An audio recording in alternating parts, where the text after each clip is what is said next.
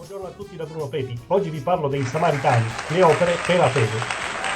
Al tempo di Gesù l'ostilità fra i giudei e samaritani era ancora viva. I samaritani vengono considerati scismatici, se non veri e propri pagani. Gesù stesso, Matteo 10,5, proibisce ai suoi discepoli di predicare in città samaritane. Ma è proprio per questo motivo che Gesù, raccontando la parabola del buon samaritano, sceglie uno di loro come esempio per spiegare l'attenzione che bisogna avere verso il prossimo. Luca 10, 25 e 37. Mostrando che è preferibile un eretico come un samaritano che si comporta con amore verso il prossimo di quanto non siano dei sacerdoti o dei leviti le cui convinzioni siano del tutto ortodosse ma che si comportano senza alcuna carità verso il prossimo.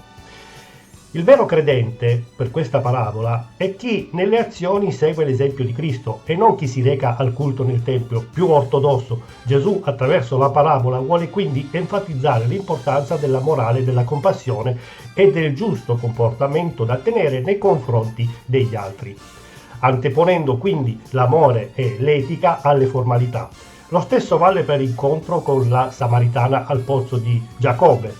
Giovanni 4,10. Il cui comportamento è ancora più paradossale, in quanto lei, miscredente se non addirittura pagana ed anche persona dalla vita scandalosa, quale è una prostituta, è capace di comprensione di cose che i credenti ortodossi, che pure hanno avuto l'educazione necessaria per comprenderle, non arrivano a capire. Ancora in Luca 17, 11, 19, quando Gesù guarisce 10 lebbrosi, uno solo di loro è capace di avere gratitudine e va da lui a ringraziarlo, ed è un samaritano. Pare tuttavia evidente che i giudei, anche nel periodo della dominazione romana, continuassero comunque ad avere una certa ostilità nei confronti dei samaritani.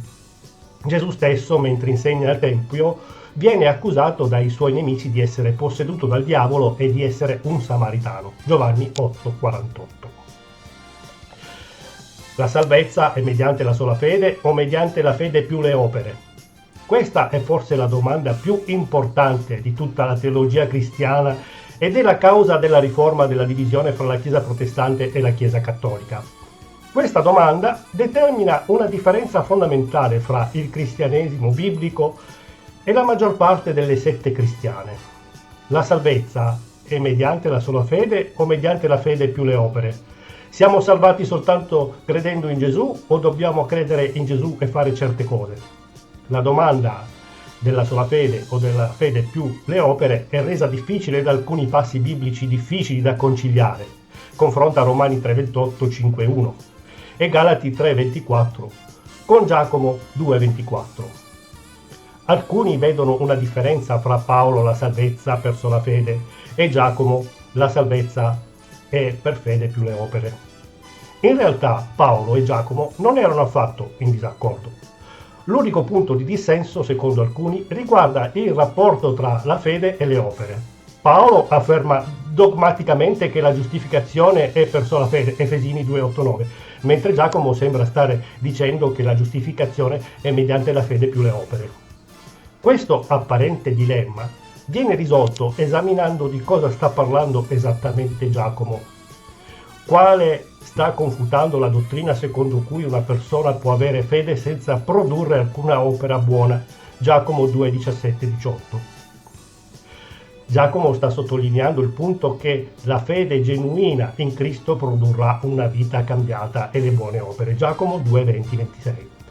Giacomo non sta dicendo che la giustificazione sia mediante la fede più le opere, ma piuttosto che una persona che è davvero giustificata per fede avrà delle buone opere nella sua vita.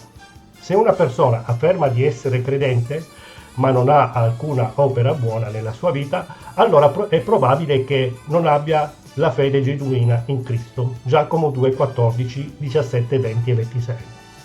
Paolo dice la stessa cosa nei suoi scritti.